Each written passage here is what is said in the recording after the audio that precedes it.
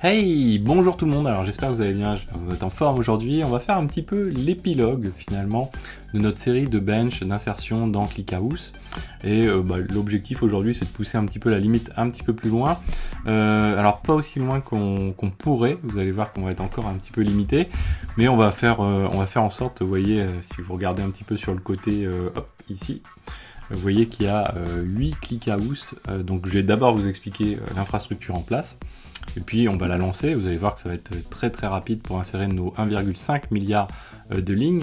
Et puis on verra aussi, on fera un petit count, si vous vous souvenez on avait fait un count sur, je crois que c'est la distance des courses, enfin quelque chose comme ça. Ça avait duré quand même, je crois que dans le meilleur des cas ça avait dû durer 8 à 10 secondes à peu près. Vous allez voir aujourd'hui que ça va être assez sympathique aussi. Donc jingle et c'est parti.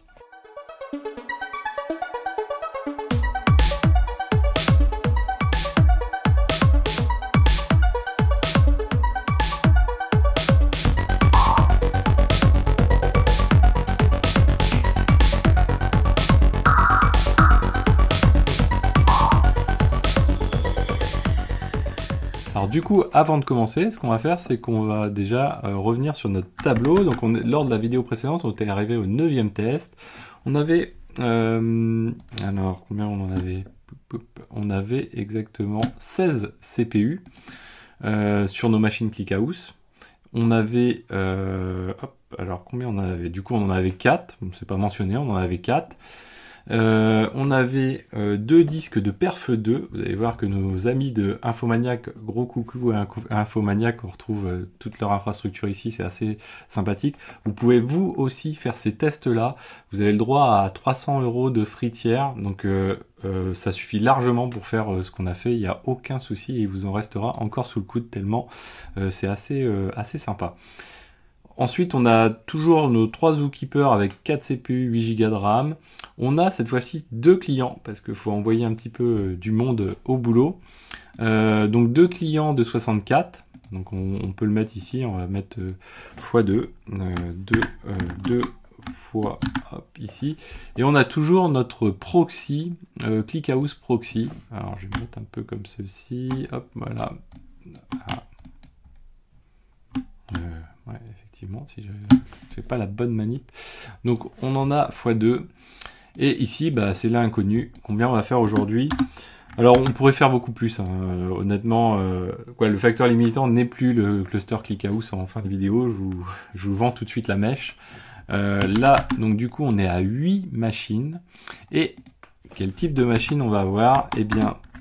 Cette fois-ci, on a poussé un petit peu les limites plus loin, donc je vais juste vérifier au passage, voilà quand même, que je vous dise pas de bêtises.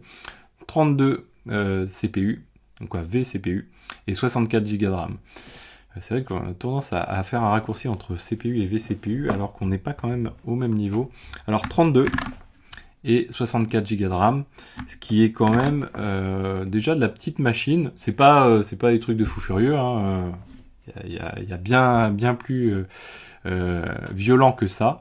On a par machine 4 disques et nos amis de Infomaniac nous ont poussé le Perf 3. Donc du coup, on a augmenté nos IOPS. Si on vérifie, alors je crois que je dois être déconnecté, on va voir si on vérifie nos volumes. Hop, non, je suis pas déconnecté. Donc on est en Perf 3, ça veut dire Perf 3. Souvenez-vous, on était en Perf 1 à 500 IOPS, en Perf 2 on était à 1000 et en Perf 3 on monte à 4000 IOPS, 800 MB par seconde. Donc ça commence à envoyer un peu. Si vous avez d'autres cloud providers, bon, il y en a qui envoient encore beaucoup plus que ça. Il y a un moment, faut savoir s'arrêter et puis tout le monde n'a pas forcément besoin de ce niveau de performance là, comme on peut le voir, on va le voir encore aujourd'hui. Derrière, donc une fois qu'on a fait ça, qu'est-ce que je vous ai pas montré? Bah si, on a vu à peu près tout ici. Donc là, l'inconnu, donc derrière, surtout, donc on a fait évoluer notre sharding puisqu'on a 8 machines. Donc derrière, on a ces shards. Ici, hop. Donc là, je reviens pas sur le détail de comment partitionner par rapport au fait si on a plusieurs data centers. En fin de vidéo, on va quand même se faire un petit bilan un petit peu de tout ça. OK, c'est facile, mais malgré tout, il y a quand même 2-3 petits éléments à rajouter. Et je vais certainement en oublier par ailleurs, parce que voilà, c'est ce genre de choses, c'est pas en se posant 2 jours, 3 jours, qu'on arrive à faire le tour de la question de ce genre de choses. C'est des projets qui demandent vraiment du temps, et il faut y passer du temps, c'est vraiment réellement nécessaire. Donc là, on est dans cette situation-là, c'est-à-dire, on a la machine ClickHouse 1 sur le char de 1, ClickHouse 2 sur le char de 1, ClickHouse 3 sur le char de 2, ClickHouse 4 sur le char de 2, ClickHouse 3 sur le char de 5, ClickHouse 5 pardon, sur le char de 3, ClickHouse 6 sur le char de 3, ClickHouse 7 sur le char de 4 et ClickHouse 8 sur le char de 4. Là, attention, on n'est qu'en réplica 2. L'idéal sur ce profil de moteur de base de données, c'est quand même d'avoir 3 réplicas. Ça donne beaucoup plus de confort. Honnêtement, les charges peuvent être tellement importantes des fois quand on perd par exemple un serveur, etc. Le risque, c'est de perdre beaucoup plus, c'est-à-dire perdre des choses en cascade, parce que voilà, la répartition de charge va être assez importante, et le fait d'en perdre un fait que on peut assommer complètement un cluster entier juste parce qu'on a perdu un seul des serveurs. Donc faut se méfier un petit peu de ces choses-là. 3, c'est quand même quelque chose d'assez sympathique, surtout qu'on potentiellement, nous on fait tourner ça, que là ça va être quelques toutes petites minutes.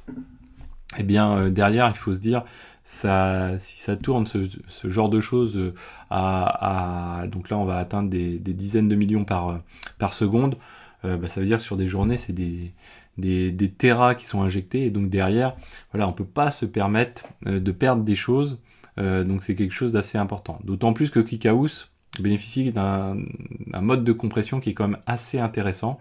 Vous avez un très très bon article de Cloudflare que j'ai partagé sur LinkedIn, qui lui évalue donc en volume annuel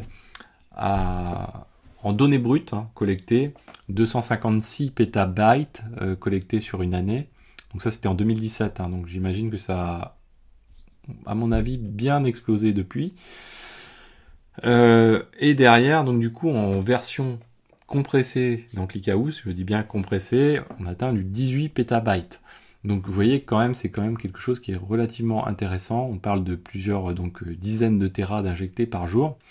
Et vous avez d'autres clusters dans le monde qui bénéficient de ce genre de choses. Ce qui est intéressant aussi, c'est que généralement on est sur un nombre de serveurs. Vous allez voir là, avec 8 serveurs, c'est vraiment le truc se tourne les pouces complètement. Donc derrière, il faut aussi avoir des clients. C'est pour ça que voilà, les types d'entreprises qui bénéficient, qui tirent profit de ce type de performance, c'est généralement des entreprises qui bénéficient d'une distribution énorme en termes de sources de données. Donc ça, généralement, c'est qui? C'est les internautes, vous, moi, qui produisons de la donnée et qui produisons suffisamment de hits pour occuper ce type de choses. Donc c'est des visites de sites web, mais pas juste un site web, c'est un ensemble de sites web. Donc généralement, c'est de la collecte plutôt de data diverses et variées, d'analytics, etc. Sur des échelles très très larges. Donc ça, c'est assez intéressant. Vous voyez Cloudflare, vous voyez le business. Donc il y a d'autres types de business un peu dans le même type, et qui font que voilà, il y a des besoins assez importants. Alors on va passer à notre test maintenant. Derrière, voilà, pas grand chose d'autre à dire dessus. On va remettre tout ça propre. Ce qu'on va faire, non, celui-ci il est déjà passé, donc j'ai fait la somme. OK. Donc à côté, on a quoi? On a notre ClickHouse Proxy, toujours, qui je pense va être le facteur limitant à mon avis aujourd'hui. Même si je lui ai mis du CPU, faudrait cette fois-ci pousser encore un petit peu plus loin l'analyse. Vous allez voir, je crois que c'est lui qui pose souci.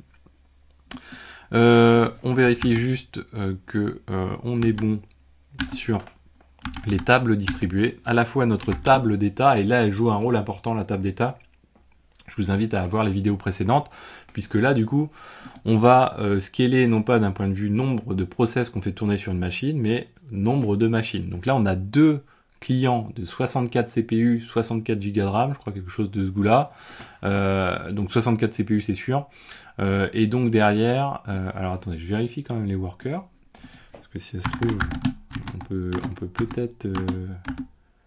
Non, on est à 64 workers, donc par machine, ce qui est plutôt pas mal. L'intérêt de distribuer dans notre cas de figure, c'est d'une part bien sûr de paralléliser beaucoup plus, mais c'est aussi de soulager un peu certains aspects des machines, par exemple la partie réseau. Bah, si on faisait 128 CPU, bah, derrière on taperait beaucoup. On a vu qu'on avait, lors de la vidéo précédente, on a tapé, je sais plus, du 15 gigabits, gigabytes par seconde sur les interfaces. Ça commence à faire un peu. Donc en avoir distribué au fur et à mesure, ça permet quand même aussi d'avoir quelque chose d'un petit peu plus cohérent et d'éviter de tout faire supporter sur une machine. Alors là, bah, du coup, on va lancer notre insertion. J'ai rien oublié, je pense pas. Toc, c'est parti pour celui-ci, c'est parti pour celui-ci. Hop, là, c'est parti pour celui-ci. Voilà. Bon, ils sont pas démarrés ensemble, c'est pas grave. Alors, on aurait pu mettre un petit time. Moi, j'ai 22 heures. Bah, de toute façon, on va le voir. Hein.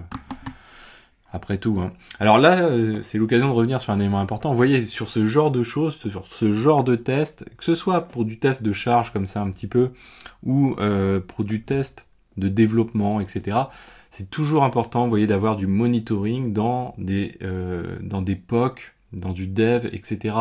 Ça permet vraiment d'avoir, là, faire ce type d'exercice-là, sans avoir au moins le suivi qu'on a à l'heure actuelle, bah, franchement, on passe à côté de plein de choses. Parce que voilà, c'est pas en faisant un top qu'on va y voir clair. Les choses réagissent en plus tellement vite que voilà, c'est quand même assez délicat.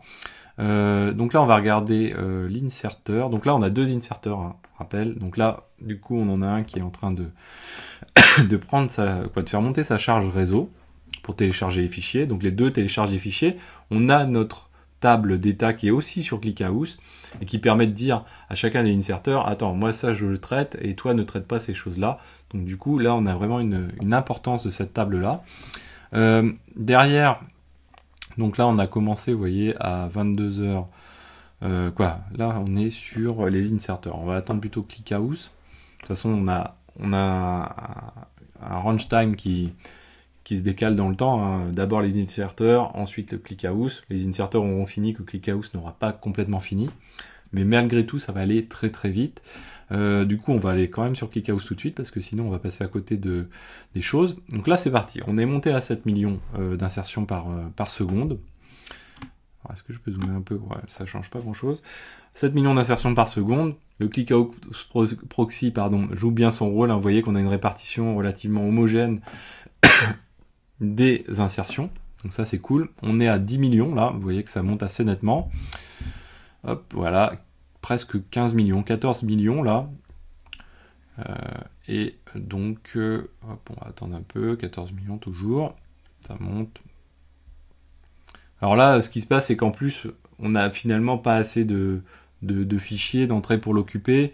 Et puis là, on touche quand même, il faudrait plus de clients potentiellement, plus éventuellement un ClickHouse Proxy tuné également. Là, voilà, on est à 15,2. À mon avis, vous voyez que la courbe commence à flancher un petit peu. On va pas monter beaucoup plus. Et en plus, le temps que les choses évoluent. Alors, voilà. Donc là, on a ClickHouse Proxy avec une courbe violette sur Buzzy Other. Il faudrait jeter un petit coup d'œil sur les éléments, puisqu'on voit que du coup, on n'a pas de problème lié aux IRQ.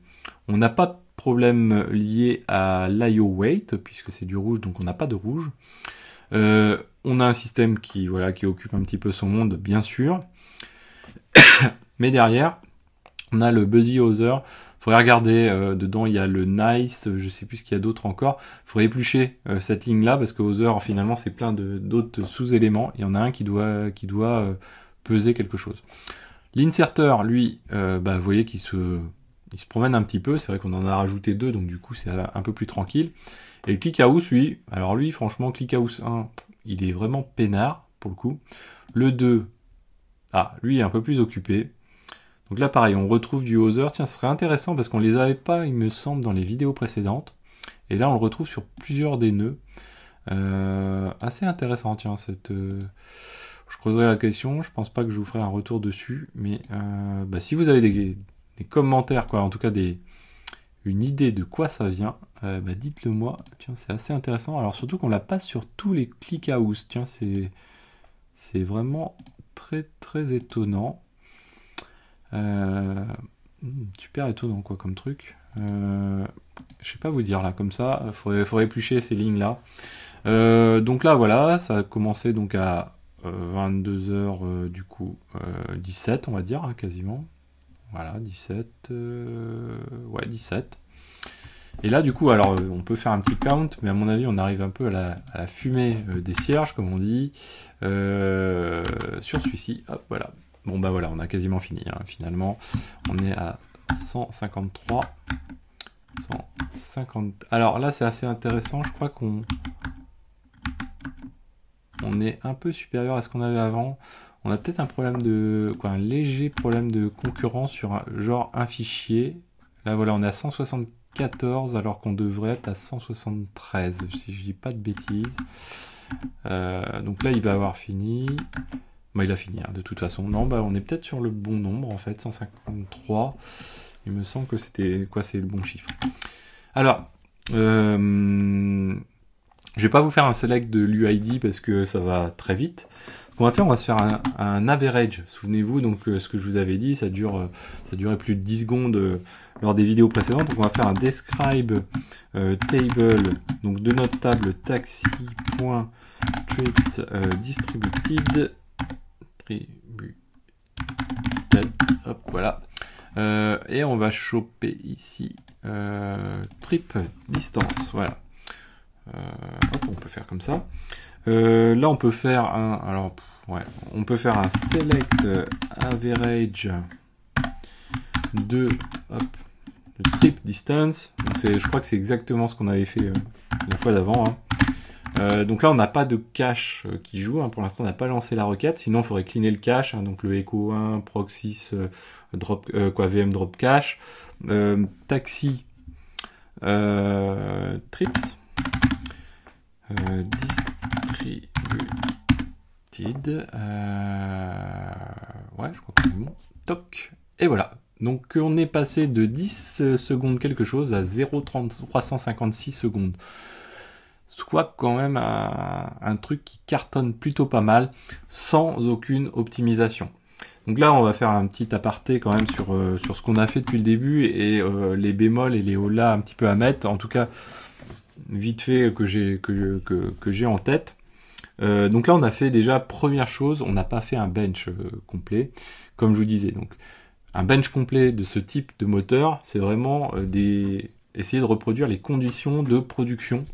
Ça en tout cas moi c'est ce que j'essaye de faire quand je fais ce type de choses, c'est-à-dire d'une part il faudrait tester des selects, envoyer la charge sur les selects. Alors ça j'en ai fait un petit peu et la particularité donc de ClickHouse c'est qu'il est capable d'ingérer beaucoup de données. Par contre en lecture il va pas être sur de la... Alors, il est sur de la latence relativement faible, mais il n'est pas sur de la très faible latence. Donc du coup, surtout, il parallélise beaucoup moins les lectures que les écritures. Donc on ne monterait pas dans les mêmes chiffres que l'on a sur les insertions en select. Donc on ferait des centaines, peut-être milliers de select à la seconde, mais on ferait peut-être pas beaucoup mieux. Je verrai pour faire un petit test éventuellement.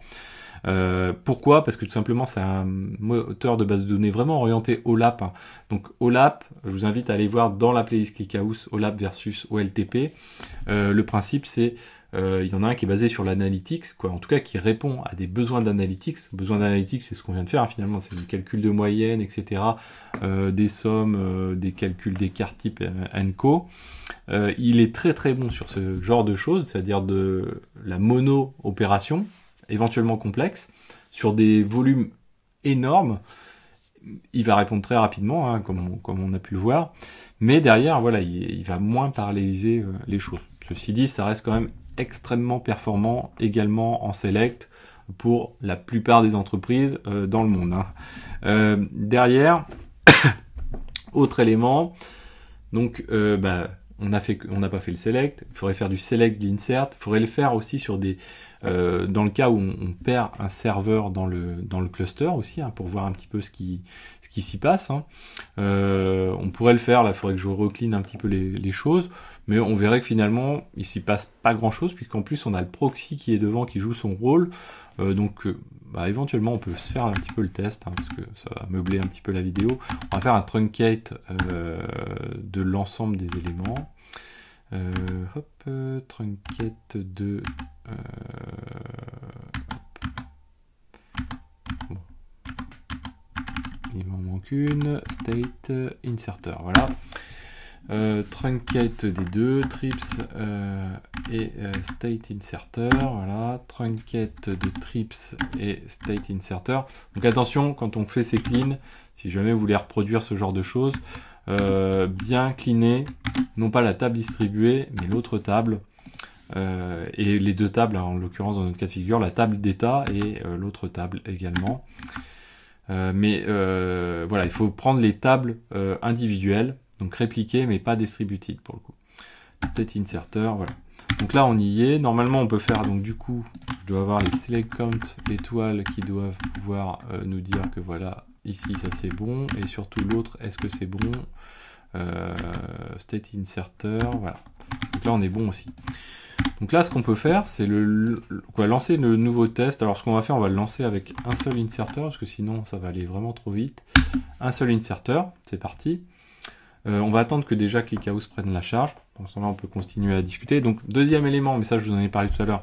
L'idéal, c'est d'avoir plutôt 3 réplicas que 2. Ça donne un confort plus important. C'est ce qu'on retrouve aussi également sur du ScyllaDB, du Cassandra ou d'Elasticsearch. C'est plutôt la pratique à essayer d'avoir. Ça donne un confort quand même assez important sur des tâches et des opérations un petit peu habituelles. Derrière, nous, on a fonctionné sur 2 tables, donc c'est quoi, sur 2 tables, dont une extrêmement simplifiée. Il faudrait aussi regarder un petit peu réfléchir autour du sharding et du partitionnement, voir un petit peu si on est suffisamment optimisé en fait. Peut-être faut plus de shards, moins de shards, etc. Donc ça c'est une stratégie qui est extrêmement importante. Vous l'avez vu, là on a démultiplié tout de suite. Là on n'a plus du tout de problème d'IO, de CPU sur les ClickHouse. Ils ont plus grand chose à faire. Derrière, le SPOF, là, à l'heure actuelle, on n'a qu'un ClickHouse proxy, hein, donc c'est quand même pas, c'est pas du tout la bonne option. On perd le ClickHouse proxy, on perd les insertions, et quand on est sur ces volumes-là, on peut pas se permettre d'arrêter quelques minutes. Déjà, on perd beaucoup de données. Dans le pire des cas, on perd vraiment beaucoup de données parce que, bien tout simplement, on n'a pas de message queue pour stocker les choses. Mais même si on a une message queue, ça veut dire que derrière on va empiler vraiment beaucoup de messages, et derrière peut-être qu'on va mettre du temps à rattraper, à récupérer les choses, pas forcément lié à ClickHouse, mais peut-être qu'en termes de clients, on ne sera pas en mesure de spawner suffisamment de clients pour rattraper les choses assez vite. Là j'aurais peut-être dû en mettre 2 finalement, parce que là ça n'a pas l'air d'aller trop vite. Si. On va attendre un petit peu. Ah si, ça monte quand même. Tranquillement. Ah oui, c'est vrai qu'il devrait au moins passer quand même les 10 millions. Dans les autres éléments, le coût, hein, quand même, vous voyez qu'on commence à avoir des prix qui sont relativement importants. Le but sur ce genre de cluster, c'est pas d'avoir un truc qui se tourne complètement les pouces non plus, parce que chaque machine coûte un peu d'argent. Là, on est chez Infomaniac, ça coûte pas trop cher, mais là, ça commence à devenir un peu plus onéreux. On pourrait revenir sur le prix si vous souhaitez. Je peux vous pouvez même faire la simulation en ligne. Hein. On a aussi 4 disques. Hein. Je suis passé de 2 à 4 disques perf 3 en plus. Donc, du coup, voilà, ça génère un petit coût. Vous voyez que là, le fait de changement de client, ça va pas changer fondamentalement les choses. Alors la courbe est un petit peu plus aplatie, mais ça change pas fondamentalement les choses, puisque le souci n'est pas le problème n'est ni du client ni de ClickHouse. Hein. Je pense que derrière, au niveau du proxy, on pourrait améliorer un petit peu les choses. Derrière, donc du coup, ce que je voulais faire, c'est un arrêt d'un des serveurs. Donc on va faire celui-ci. Alors ce qu'on va faire, on va simuler juste en faisant système cpl stop ClickHouse serveur. On pourrait couper brutalement le serveur. Hop là, avec un petit sudo, ce serait pas mal quand même. Hop, sudo. Hop, et voilà. Donc là, il est en train de se stopper. Je suis en train de me dire, est-ce que j'ai configuré le proxy pour bien prendre en compte ce genre de choses, mais normalement ça va pas forcément être un massacre. On a stoppé le 3, hein, donc c'est celui-ci. Normalement il devrait tomber. Alors attention, hein, donc ça veut dire que là si je coupe le 4, c'est-à-dire les deux machines qui servent le shard 2, ça veut dire que j'ai perdu des données. Hein. Concrètement, si je fais des selects en même temps, les selects c'est fini. Je peux continuer à faire des inserts, ça veut dire que les autres serveurs prendront la charge, mais par contre, les données déjà stockées sur le shard 2, bah, potentiellement, voilà, elles ne sont plus accessibles après.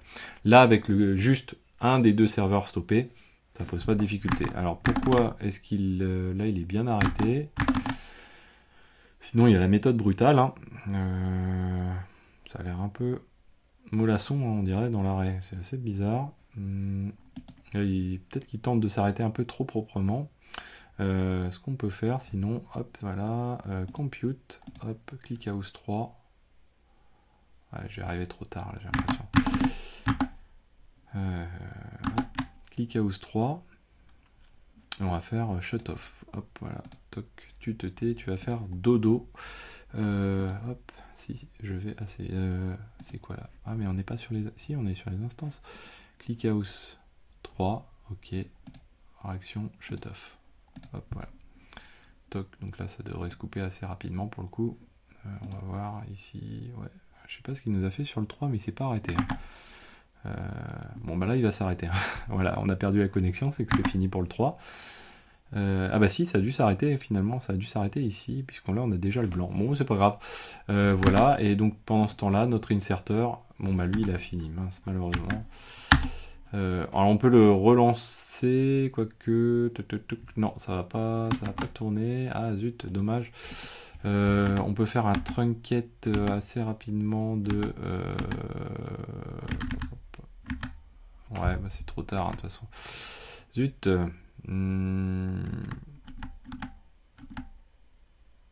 Ouais, trunket de inserter. Ouais, je peux le faire. De toute façon, ça va revenir à peu près au même. Trunket... Non, ça revient pas tout à fait au même quand même. Trunket de state inserter. Trunket de state inserter. Bah, ce qu'on va faire, on va le refaire vite fait. Hop, voilà. Trunket de distributed. Voilà. Trunket, on a dit de distributed. Hop. Pas de distributed, de trips. Décidément, voilà, de trips ici. On va le faire ici comme ceci. On va faire trunket de trips ici aussi. Trunket de trips, trunket de state inserter. Trunket de trips. On va le redémarrer brièvement. Bon, toujours est-il, hein, de toute façon, ça ne l'aurait pas gêné dans son fonctionnement. On peut le redémarrer si éventuellement il y a encore un poil de temps. On va le faire quand même. ClickHouse 3. Ici, hop, start. Voilà. Toc. Pendant ce temps-là, donc dans les autres choses à dire, donc le coût, on l'a dit. Après, il y a d'autres optimisations à faire en matière, par exemple, de compression également, de veiller aussi sur chacun des champs des tables d'être optimisé, parce que derrière, en fonction du type de champ, les compressions, les algorithmes de compression vont être différents au niveau de ClickHouse aussi, donc ça va avoir un impact en termes de taille, en termes d'empreinte mémoire également, et d'optimisation pour, voilà, tout simplement scanner ClickHouse. Derrière, il y a aussi côté client. Hein, nous, on n'a pas fait de tuning au niveau des batchs, si ce n'est que ClickHouse recommande des batchs, hein, c'est-à-dire d'envoyer des inserts en bloc. Et la préconisation, c'est d'être entre 10 000 et 100 000 insertions par requête, finalement, envoyée à ClickHouse par le client. Donc nous, là, on est à 100 000, hein, concrètement. Donc on est un peu au taquet là-dessus. La granularité aussi est quelque chose de très important, on y reviendra dans la playlist dédiée à ClickHouse, à la fois au select et aussi à l'insertion. Ça va permettre vraiment de définir la taille je crois que c'est ce qu'ils appellent des vectors, et donc c'est son mode d'utilisation des clés primaires finalement. Donc c'est extrêmement intéressant et c'est ce qui crée sa performance, notamment aussi l'optimisation d'utilisation des cœurs, tout simplement. Donc là, on est revenu sur notre ClickHouse. Est-ce qu'il est up? Je ne sais pas. Oui, il est up. Parfait. Du coup, hop, voilà. Toc. Derrière, donc aussi dans les optimisations, bien sûr, il y a toute une couche sécurité à mettre en place, beaucoup plus. Hein. Là, moi, j'utilise un utilisateur avec un user, un password qui est ultra simpliste. L'utilisateur, on peut réduire, quoi, on peut et on se doit de réduire les droits, un utilisateur d'écriture, un utilisateur de lecture. On peut aussi, et ça c'est plutôt recommandé sur ClickHouse aussi, limiter l'utilisation des utilisateurs, donc le nombre de connexions, ce genre de choses, c'est assez classique sur les moteurs de base de données par exemple. Donc là on va refaire un petit select count étoile sur le state inserter. Ah tiens, on n'a pas vidé le state inserter quelque part. Ah oui, bah, c'est lui qui est revenu du coup. Trunket state inserter, trunket. Donc vous voyez qu'on était à un tiers à peu près, hein, quoi, ou un peu plus, mais ouais, non, un tiers. Et taxi trip, voilà. Donc là, du coup, voilà, on est clean parce qu'on n'avait pas nettoyé du coup cette partie-là qui finalement correspond au ClickHouse 3 plus ClickHouse 4, c'est-à-dire le shard 2. Et derrière, si on refait un select count étoile sur trips distributed, voilà, on est bien à 0. Donc là on va relancer, ce qu'on va faire c'est qu'on va couper beaucoup plus vite le ClickHouse 3 et on va y aller aussi de manière assez brutale. Hop, donc ça on s'en sert pas, voilà, donc là c'est reparti, on laisse 2 secondes, mais on va vraiment y veiller un peu plus. Donc ça c'est vraiment quelque chose, les choses qui sont très très importantes, et surtout c'était l'objet de la playlist. J'en reviens toujours dessus. Des gens m'ont dit, ah oui, mais moi j'ai besoin de performance, etc. Je fais beaucoup de requêtes, je fais 2000 écritures par, 2000 écritures par seconde. C'est énorme, comment je peux faire, etc.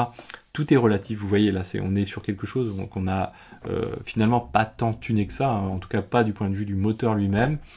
Juste des ajustements d'un point de vue hardware, et encore, on n'a pas des machines physiques, font que finalement on peut régler, déjà pousser des limites relativement loin. Ce qui est important, c'est surtout bien utiliser et trouver le bon moteur de base de données qui répond.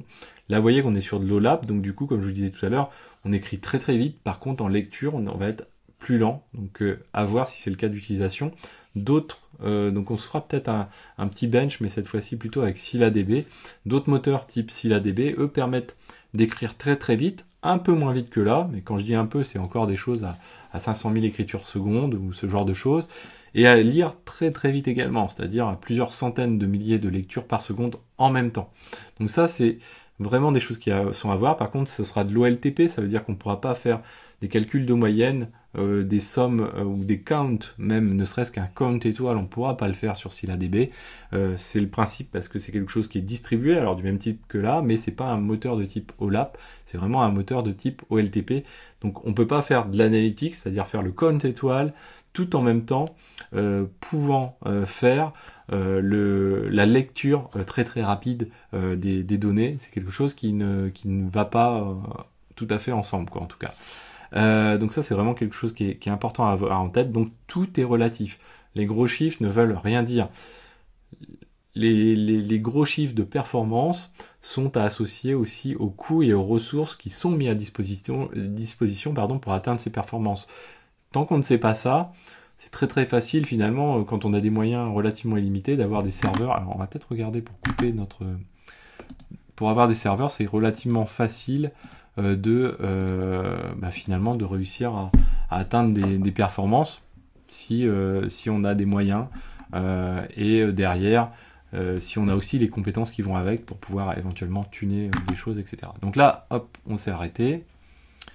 Donc il reste encore de l'insertion à faire. Alors vous voyez, on s'est arrêté brutalement. Quoi, il s'est arrêté brutalement. Hein, là, c'est en train de se faire normalement. Voilà. Power off. Et derrière, là, vous voyez que notre client, il continue à tourner. En plus, on a le proxy qui est devant, normalement, qui est censé vraiment optimiser cette gestion de ces choses-là. Voilà, il est arrêté. Là, vous voyez qu'on n'a rien eu. Vous pouvez regarder plus dans le détail si on a perdu des requêtes. Normalement, on n'est pas censé en perdre, hein, même sur ces volumes-là. Et vous voyez que pour autant, l'insertion, elle continue de se faire toujours à des niveaux élevés. Alors là, je suis sur le 3, mais c'est pas ça qu'on veut. Nous, voilà. Elle continue de se faire toujours à des niveaux élevés. Et là, on n'a même pas vu, on a une petite variation ici, mais je suis même pas sûr que c'est lié à ClickHouse 3. Voilà, donc du coup, on a fait un tour global un petit peu du petit test que je voulais vous montrer, juste pour voilà, donner des idées à certains sur des choses, sur des technologies utiles, etc.